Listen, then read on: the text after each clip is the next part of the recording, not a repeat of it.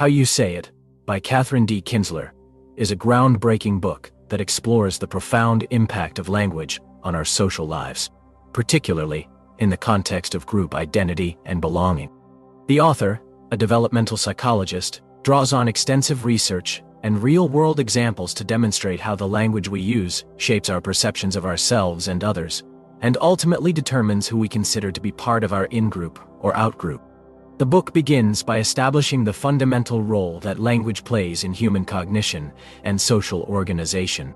Kinzler argues that language is not merely a tool for communication, but rather a powerful cultural artifact that reflects and reinforces the social categories and relationships that are central to our lives.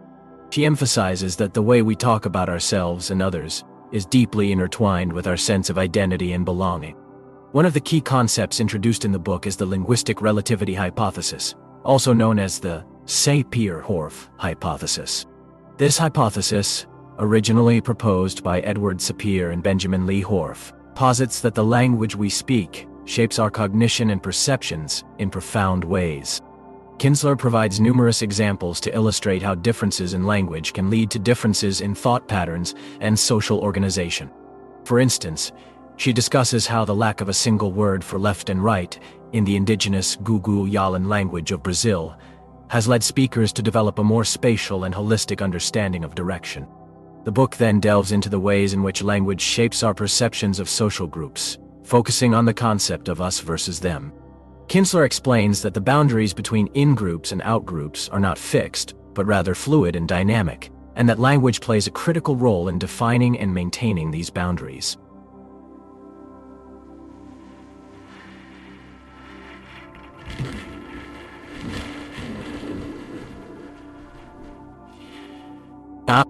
She argues that the words we use to describe ourselves and others serve as social labels that help us categorize people into groups and determine who belongs to which group. To illustrate this point, Kinzler draws on research conducted with children from different linguistic backgrounds.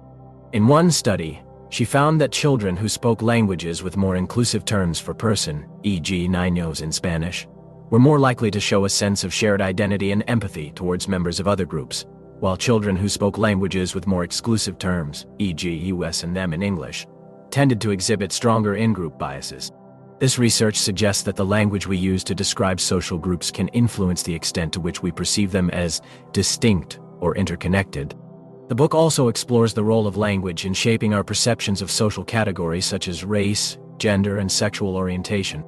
Kinzler argues that the terms we use to describe these categories are not neutral descriptors, but rather reflect historical and cultural contexts that have shaped our understanding of them. For example, she discusses how the use of gender-neutral pronouns in some languages, e.g. they in English, can help to challenge binary gender categories and promote more inclusive language practices. In addition to exploring the ways in which language shapes our perceptions of social groups, the book also examines the consequences of these perceptions for intergroup relations.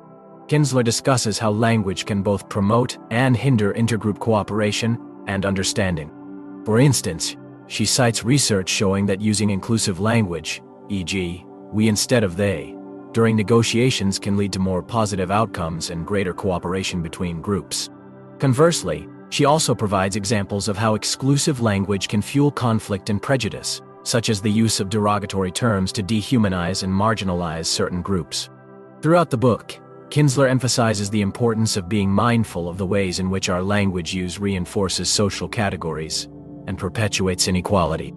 She argues that by becoming more aware of our linguistic habits and their consequences, we can work to promote more inclusive and empathetic forms of communication that foster greater understanding and cooperation between groups.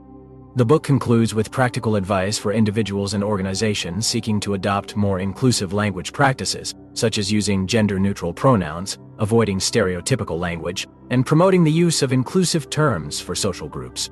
In summary, How You Say It by Katherine D. Kinzler is a groundbreaking work that illuminates the profound impact of language on our social lives.